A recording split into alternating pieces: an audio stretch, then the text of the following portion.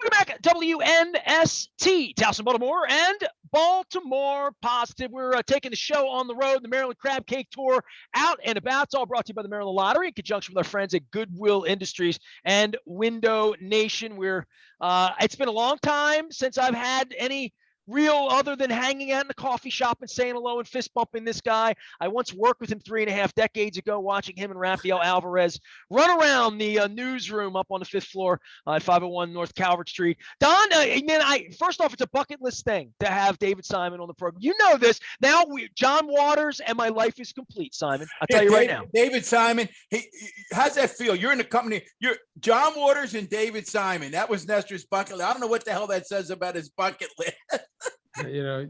Get out of the entertainment industry. Cast a wider net. Well, I have a gift for you because I love you on Twitter. I love everything about it because it's everything I would always want to do. I have this. I've had this for like 30 years. It's a book of insults called Maledicta. It's like professional work here. I mean, I'm talking about an insult calendar, all sorts of things here that I've kept for you and figuring somewhere in here there'd be a gem for you to use on Twitter. A new word, just something new. There was an academic journal, a very serious academic journal of insulting language, that was titled Maledicta. I would like to say I was a subscriber, but I was not. But a friend of mine was, and it was rather boring. I mean, once it has to be put to use. The knowledge needs to be executed. Once you turn anything into an academic discipline, it kind of loses its joie de vivre. Well, yours feels like that kind of pursuit from the outside. It's an art form. That's all I'm saying. David, we could talk for hours and we have 30 minutes. I want to start at the beginning for you because most people know a bit of your bio. You were a beat reporter. You were really into the crime coverage. You were Justin Fenton before Justin, and you and Justin now have been reunited in We Own This City. Talk about your journey as a transition from Sun beat crime reporter to this writer, executive producer, Emmy award-winning person. How does that evolve in the world of David Simon? It was largely an accident. The pivot was really, I wrote a couple of books. When I was a reporter, I went out on leave and I wrote a book called Homicide and another one called The Corner. And they both got made into television. I had more to do with the latter than the former. The former really is the work of Barry Levinson and Tom Fontana, who bought my book and brought it to Baltimore and made it into the NBC show Homicide. And it was on that show I learned how to write a television script. And I started to get some experience about what it meant to shepherd an hour of television into production. And I really, even as I was learning that, I wasn't really serious about leaving journalism. I thought, well, this is an interesting skill set to learn while I'm out on leave, trying to finish my second book. I was trying to finish The Corner, and I thought, well, I'll do this because it pays really well. The script, 2 scripts, you made as much as you made working all year at the Baltimore Sun. So I thought, well, this can augment my salary, and maybe I'll dabble in it a little bit. But I thought I was going to finish the second book, and at that point, I'd taken a buyout from the Sun because they were buying people out. It's 2 out of 3 of us have done that on this program, right? I mean, they were beginning to shed personnel, and this was a time of great profit in the newspaper industry. They were just taking profits by reducing costs. But I had sort of a standing offer from the Washington Post, so I thought, well, I'll do this while I finish my second book, but then I'm going to go be a newspaper reporter again. And then when the second book was done, the opportunity to make it into a miniseries at HBO opened up, and I did that. And then HBO said, well, what else do you have? Do you have anything that might be a continuing series? And Ed Burns and I thought about constructing something that ultimately became The Wire. And pretty soon, 3 or 4 or 5 years had passed by, and I hadn't gone back to a newspaper. And it was, I was starting to have to admit that maybe I wasn't going to be a newspaperman anymore. I was going to write television and produce television. I really backed into it. There was not a consistent plan. I mean, I never went to film school, you know, I mean, there was no real plan other than it happened. Did you feel qualified the day they brought you in? Did you feel a little like, you know, did you think you might not like it, right? I mean, you probably, you know, I know you'd be relatively cynical. I'm not sure you thought you'd like it, right? I didn't think it was going to be a permanent home in any sense. First of all, I don't think it would have been if premium cable hadn't opened up, because I don't think I'm not particularly interested in writing around advertising and what that requires you to do in terms of, you know, making the audience complacent. So, I mean, I was going to have to tell darker stories, and those stories didn't really make it onto network television. They had to get rid of the advertisers first for television to in some way become a grown-up medium. So I didn't anticipate HBO. It just sort of arrived at the moment that I was standing there. So that was part of it. And then part of it was, yeah, listen, I didn't know, you know, I can't tell one lens from another. I didn't know how the camera was supposed to move. I mean, I remember I was on set for 2 weeks, and I finally asked what the guy standing next to the camera turning the knob was doing. And they told me he was pulling focus, that was where the camera was focused. And I thought, you mean to tell me the guy looking through the lens doesn't focus the camera? How does that work? I mean, that was as ignorant as I was of just the basic equipment, the nomenclature of filming. Wasn't Homicide shot differently? Wasn't there sort of a generational way that it was viewed and filmed? I mean, Levinson went back and shot it in 16 millimeter rather than 35. It was mostly handheld, although, you know, as the show aged, they started laying more and more track. But even as they laid track, it was often to sit the cameraman with his camera on the shoulder. But the handheld part of it was so very unique, correct? Yeah, it was more of a throwback to Godard, kind of breathless, that, you know, sort of French neo. That was what they were sort of chasing, was that French neorealism type thing. David, you mentioned, and I read this getting ready for your visit today, the difference between network TV and the streaming services. You also, in your remarks right now, you just said, I tell darker stories. And that gets to one of the criticisms that you must feel like you've answered 1,000 times. And it's reared its head again, obviously. And we're going to talk a lot about We Own This City. And I get questions from everybody knowing that you were coming on who's read that book. But the criticism that there goes David again, focusing on the dark and ugly of Baltimore, and that wherever we go, that's all people want to talk about is The Wire, and now it will be this We Own This City. What do you say in response to people that says David talks about the dark, ugly side of Baltimore? And the drug war. You know, I'm not really writing about Baltimore. I mean, I know it's set in Baltimore. I know it has all the specific details of Baltimore. But I'm arguing about something larger, which is the dysfunction of the American drug war and what it's done to communities and families and people who've been prosecuted under it, but also to law enforcement. It's destroyed our police department here in Baltimore over 30, 40 years. I covered it. I watched it happen. Nobody in power has seen fit to arrest the problem or to direct any kind of meaningful reform. I'm sorry, but I was trained as a journalist. I don't work for the Greater Baltimore Committee. I'm not a civic booster. I am a Baltimorean. I live here. I'm talking to you from my office. Not Hollywood, by the way. No, I love those. Not Hollywood. I live here and I'm vested in the city's future, but the city's future is impaired at the point at which we continue to use our resources to do what we're doing policy-wise.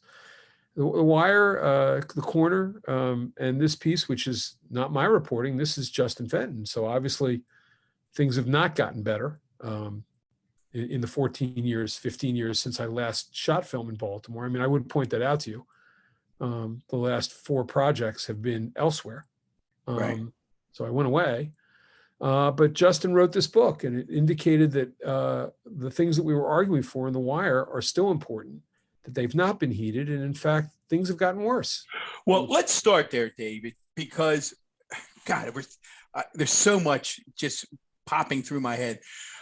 A question is, when you started on The Wire, I guess one of the questions is, in your wildest dreams, did you ever think it would, on every list that's ever published, it's listed as one of the greatest TV shows ever? When you were working on it, did you feel that you were in the midst of something that was going to be immortalized like that? No, I didn't think television had that kind of shelf life, unless you were sort of, unless you were there at the beginning and you did The Honeymooners or something. I didn't think anything had a shelf life of 20 years. We just wanted to finish. We wanted to get our themes across, cover the ground we intended to cover, and hopefully the piece would stand and it would be an argument. The idea that it would actually grow became a source of almost absurdity to us. You got to remember, we were one of the first shows that had a continuing storyline. Instead of it being 22 or 12 episodes of basically of short stories set in the same milieu, we were doing one storyline throughout each season, and effectively we were doing one overriding storyline through 5 seasons. So that was an ambition that could only be undertaken because HBO was showing the thing 4, 5, 6 times a week.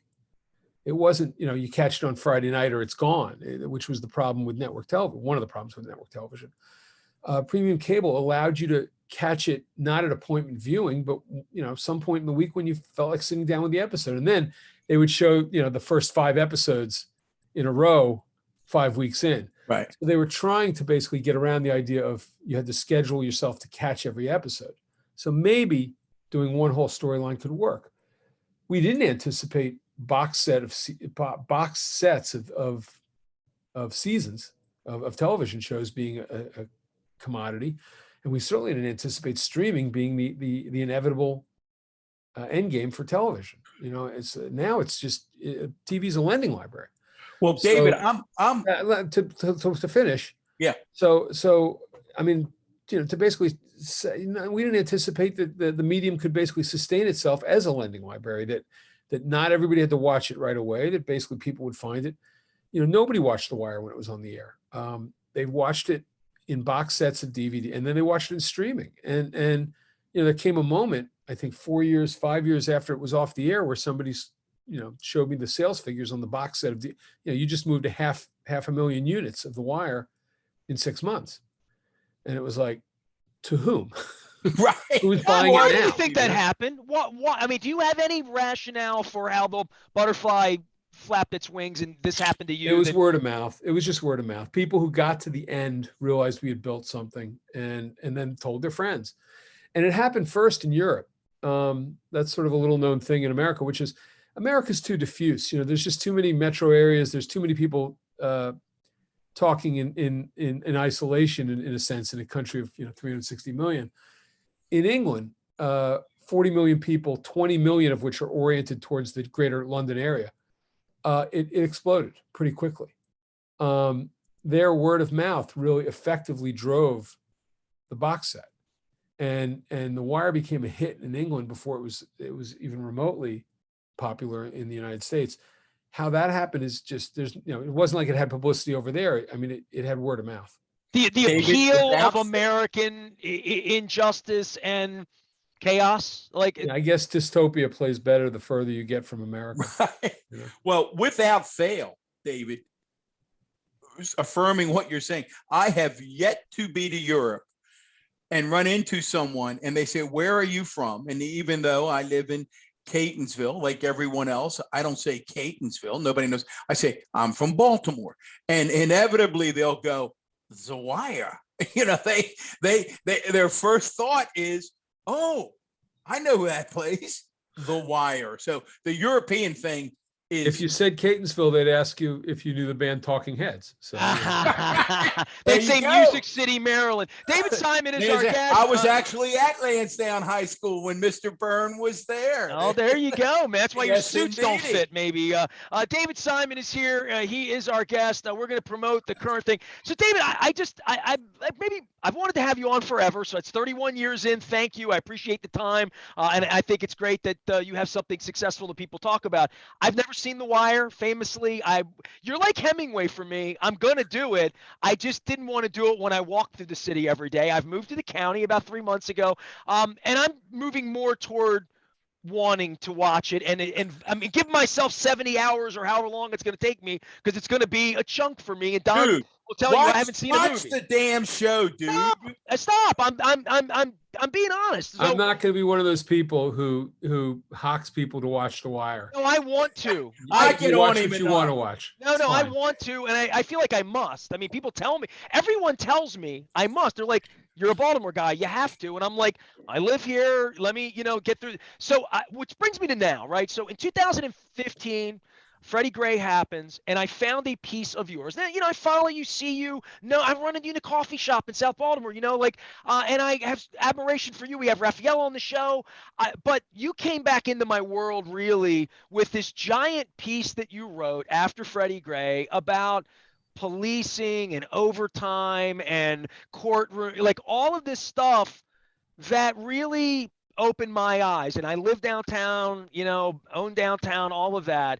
And then between there and here, we now have this crooked police thing that's become The Wire Part 2 or whatever people think it is at this point. But I would just say for Fenton to do this piece and you to find it, and for us to be living underneath of it in the modern era, speak to me about Fenton finding this thing. You, at that point after Freddie Gray, what happened between there and here to get this thing made to television in a way that people are talking about it everywhere? Everybody's talking about this series right now.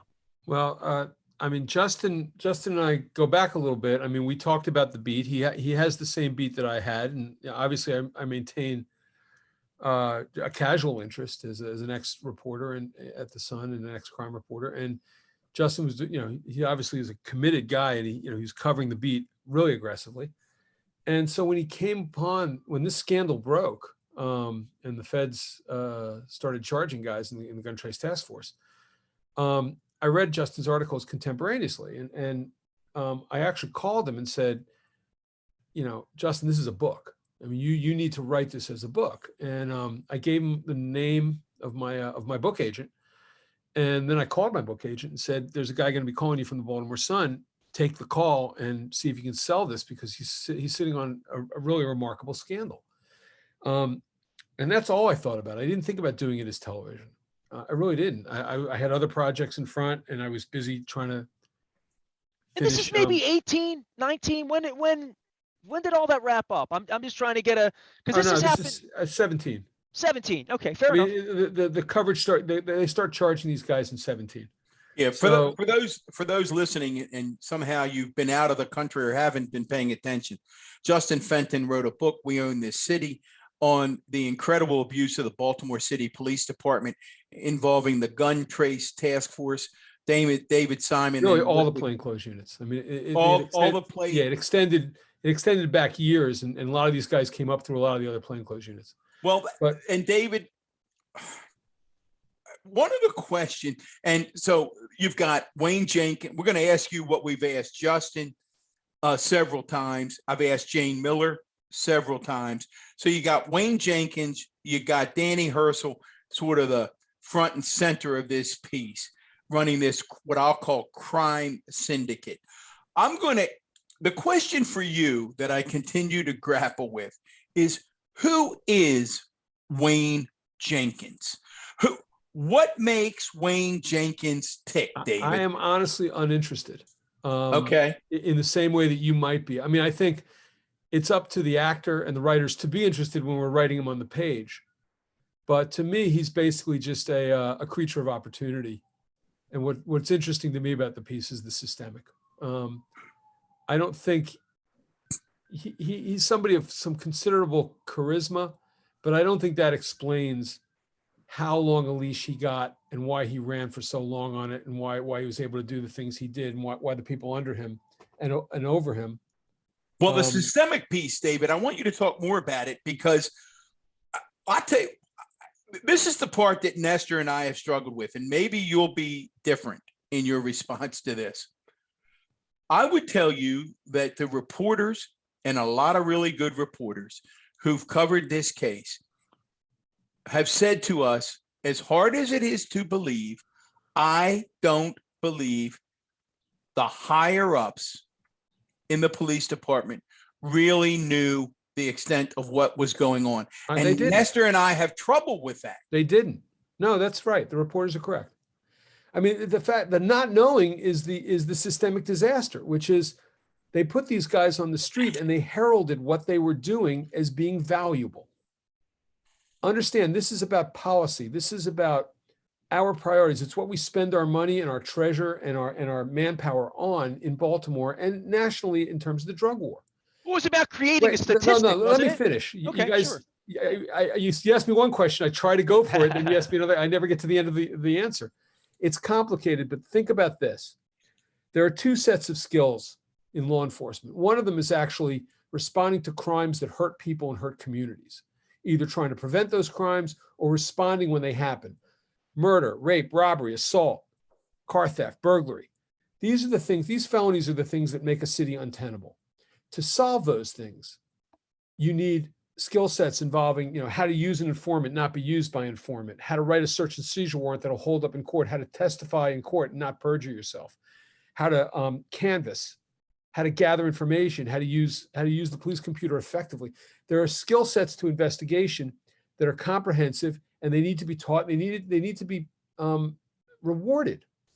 Well, for 40 years, the Baltimore Police Department rewarded guys for going up to the corner, jacking 20, 30 people up at a time, throwing them in wagons, giving this guy the ground stash. This guy gets 2 pills. This is how we make our stats. This is how I get paid at the courthouse. At the end of the month, I have 40 arrests. I look like I'm doing my job. The guy who maybe worked his post and found the one guy who was robbing people, he's got 1 arrest. He gets paid 1 time for going to court. So, and when it comes time to promote somebody, they promote the guy who doesn't know how to do police work, because the drug war has subsumed police work. So these guys come along, the Wayne Jenkinses and Hersels and Mamadou Gandous of the world, and they look like they are precious to the police department. They look like these are the guys who are really working. They're locking up the bad guys. No, they're not. They're going up to the corner and they're just gathering bodies. The bad guys continue to shoot and hurt and rob and abuse people in Baltimore with impunity. When I was a police reporter, the clearance rate for the homicide unit was 70%. That means about 40% of the people who shot and killed somebody actually saw the inside of a prison cell when it all shook out in court. Not great, but that it was better than the national average. The clearance rate now is 35%. Your chance of going to jail for shooting somebody in Baltimore is 1 in 10. The reason is we didn't validate that as police work. We validated this crap. And so these guys looked like they mattered, and they were paid and they were promoted, and they got all the overtime, and they got all the road cars, and they were heralded as the heroes of the department. And the brass just stood back and said, these are the guys that are putting guns and dope on the table. For the press conference, guns and dope. Well, that's crap. Guns and dope at the table are crap. Lock up a shooter, you've made the city appreciably safer. Guns and dope on the table are crap. But we have valued that for 40 years, and we've trained an entire generation of cops, 2 generations, in fact, how not to do the job. So these guys are endemic of what's gone wrong and why we have to end the drug war and why we have to take policing back to policing. And until we do that, nothing good is going to happen in Baltimore. I would say when the Fenton stuff happened, I had read what you just said, what you just gave us in 3 minutes was pretty much your 2015 piece after Freddie Gray that opened my eyes. Meanwhile, Wayne Jenkins is on the street that night doing this, right? And his crew in that period. So 2 years later, when all this happens, I'm like, oh, it's almost like the stuff Simon wrote 2 years ago has actually come to life. Freddie Gray, the Freddie Gray reality made these guys more valuable in the minds of the department, because after the indictment of the officers, and mark you, a case needed to be made against at least a negligence case. You ride a guy around, depraved heart murder. I don't know about that charge, but you take a guy in custody, you ride him around for 45 minutes, you don't check on him. He's in obvious distress in the back of your wagon, your jail van, and you don't check on him. There's a negligence case there that had to be made. If not criminally, should have been made criminally, but if not criminally, why did those guys manage to sail through the administrative? Why were they never punished for that? But so I'm not saying that, but to charge the arrest of Freddie Gray, when I'm not saying it's the best police work in the world, but the three bike guys who charged him, they got him with a knife, and they had sufficient probable cause, as a judge found, to have stopped him and detained him, and they got a knife. It was a pocket knife. It probably didn't matter. You can marginalize the arrest all you want, but you can't charge those guys criminally, as our state's attorney did, because once that happened, and I'm not justifying this because it's terrible, but the rank and file basically went on strike. Arrests fell from 65,000 to about 38,000 very quickly in that first year. I think I have the numbers right. They certainly fell dramatically in the first 6 months after Freddie Gray. The police stopped getting out of their cars. Why would they? Why would they? I mean, I don't agree with this. I think they should have, because it's their job. But from their point of view, from the point of view of the rank and file, they looked upon it as being, well, if I can go to jail for messing up an arrest, I'm not going to get out of my car. This is a matter of, determining the Fourth Amendment. The Supreme Court changes their mind about what the Fourth Amendment says every term. There's a new rule about when you can do a Terry stop or when you can do a stop and frisk. Why would I get out of my car and risk my career and my freedom to make an arrest? So basically, most of the police department started laying back after Freddie Gray. These guys, the Gun Trace Task Force and a lot of the other plainclothes units, they were out there to make money. They were still putting guns and dope on the table. They looked like the salvation for a police department to the brass, because most of these guys were not working anymore after Freddie Gray. And these guys looked like they were carrying the load for a police department that was back on its hind legs. And so they were treated to even less supervision, and they were given more authority and more overtime. And they advantaged themselves of that. David, early on in this interview, you said, hey, it's not just a Baltimore story. It's a story about our failure as a nation to deal with the drug issue nationwide. You talk about this systemic abuse in the Baltimore City Police Department. What keeps cities and the structure of government from turning this thing around at all? Even a little bit, like about we, as Nestor said, we're Groundhog Day. We watch the same movie over and over. What's getting in the way? We do. We get in the way. We, the voters. On a fundamental level, there's not a sufficient plurality, never mind a majority, of Americans who won't fall for the next, shit-spinning politician who says he's going to be tough on crime, or he's going to clear the drug corners, or he's going to find victory in the war on drugs. To go the opposite way from that, and to basically say the drug war has been a failure. It's been a disastrous failure. It's taken our eyes off the prize of actual law enforcement, and it's trained police departments to do the wrong things. For a politician to say that is to risk being called weak on crime,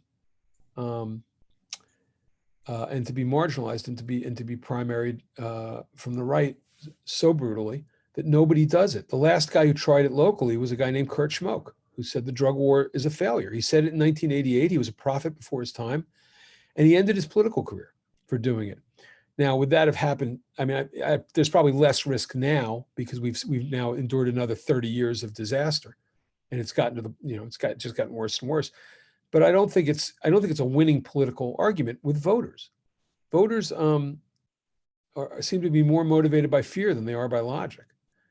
And if you say to a voter, look, fighting this war, drugs are as plentiful as ever. There's more drug corners than there were 30 years ago. The purity is higher. The Sacklers have millions. You've accomplished exactly nothing, and your police department now can't solve crime because you've trained them to do the wrong thing. If you tell them all that, they nod their head at the next moment. The next moment when something scares them, something happens 2 blocks away, and they drive past a corner. There's 3 guys standing there that they don't know. They want them gone, and they want the politicians, and they pick up the phone and they call the police department and say, there's guys hanging out at the corner of whatever and whatever, get them out of my, they demand the same potholes be filled. And we're weak that way. And so we end up getting the government we deserve. There's only that moment where most of us basically say, end this now, and we're going to vote for anyone who will do it, that it's going to end. And I mean, there have been politicians who've come in at the national level who've tried to rationalize some of this. I mean, Kurt Schmoke in his second term told his AG, stop charging so many drug cases federally. Let's try to, we're filling, we got 2 million people a year. We have 2 million people in federal prison. This is insane. What are we doing? But, that's not changing the law. And that's not actually leveling with the voters about what has to happen, because sure enough, he leaves office, Trump gets in, and Jeff Sessions is ready to lock everybody up just for having a bag of marijuana. So, he flipped the switch the other way. I mean, this has to end. And how it ends is basically enough Americans stop being fooled. And that's, I've made some hours of television arguing the point, but, if you make television shows expecting them to pass a better law, you'll be waiting a long time. So, well, that's where I was going to jump into this and saying, you're making television about this, the part of you being a reporter and going to the Post and all that. I mean, Justin wrote a book, the book sells, but it is the television part of this that's going to tell the story to Europe and other places to illuminate the problem. Now you have to make a dramatization of this. And I want to tip the cap to you. You use a lot of Baltimore people. I had D on a couple of weeks ago. There's a lot of Baltimore in this, in your industry, not just telling Justin to write a book and all that, but people made money on this series here. You help feed families in making this series here too. I want to make sure we point that out. I mean, it's nice to have a film industry. It's a roughly clean industry, and not everything is a crime story. Or not everything is as hard a crime story. But that's, I mean, look, I don't know why dramatization somehow excites the imagination better than journalism, but it just does. It's a shame.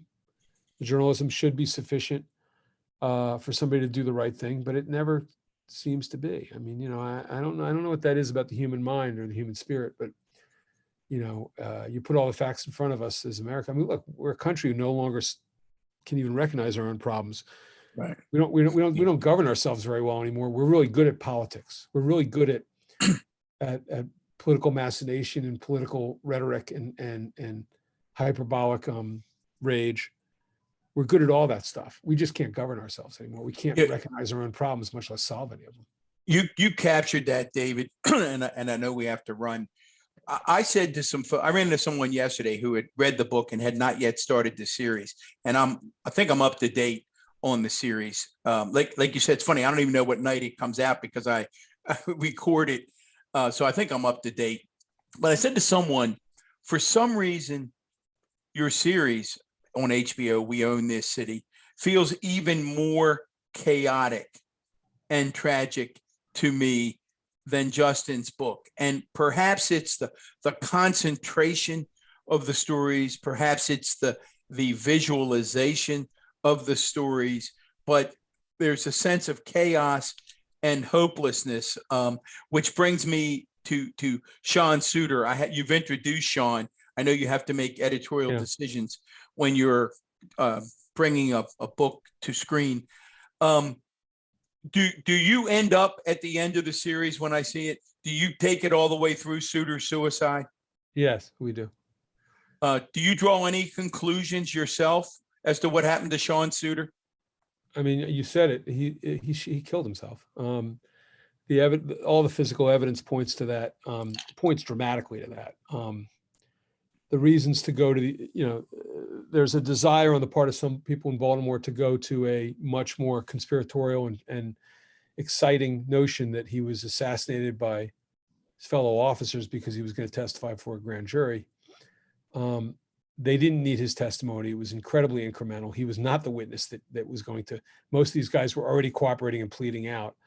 And the ones that weren't, the cases against them did not depend on Sean Suter. But more than that, and not to go through all the physical evidence at the scene, because Gary Childs, who's one of the best criminal investigators I ever saw my whole career. Yes, he is. Yeah, he went through it as an independent review of it, and his documentation of what's there and what's not there is masterful.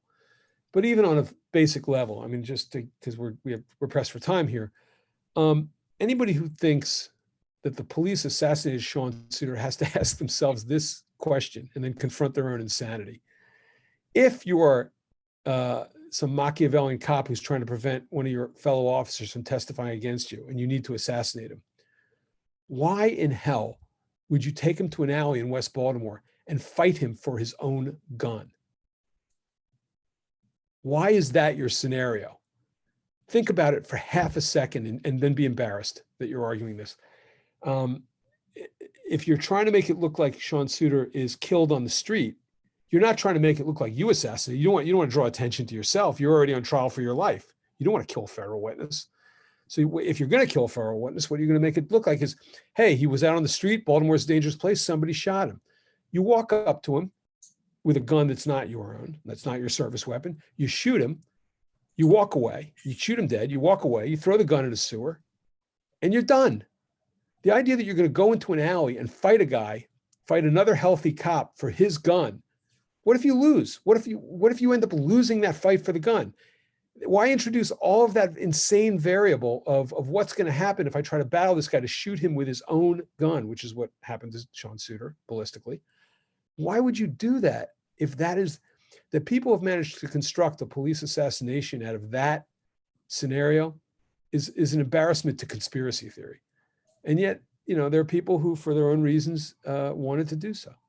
And there are people who wanted to make it ambiguous as if, yes, maybe he was a hero who had been shot just trying to do police work on the street. The police commissioner who had locked down a neighborhood for a week and was confronted by the breadth of the gun trace scandal. He wanted to open the door to the idea that this might have been a hero's death, but he had his other reasons. But once you start examining all of the evidence, where's the radio, where's the gun, where's the blood on the inside of the car, it's so obvious. It's just an embarrassment that Baltimore got to this point. So, well, David, I hate to ruin the great mystery of Sean Suiter, but there is no mystery. No, and every reporter, we've spoken again to a number of really top-notch reporters, many of whom are your friends, who've reviewed that evidence as you have in detail. And they've all told me, Don, there's no other ending. It's Sean Suiter, as Gary Child said, committed suicide. A very tragic figure. Yeah, he was going to be named by the other officers as having taken money earlier in his career. It was a tragedy. The past reached up and it caught Detective Suiter, and he took an extreme method of trying to maintain his status and his circumstance and on some level deliver a pension to his family. It's very tragic, and I'm very sorry for the family, but truth is truth here. David Simon, it's taken a long time to get you on. I appreciate it. And this is heavy matter, and we all live here. We're all trying to make the place better, and I will watch The Wire when I have the 60%. Believe me, I'm going to watch The Wire. I have to. I must. I need to.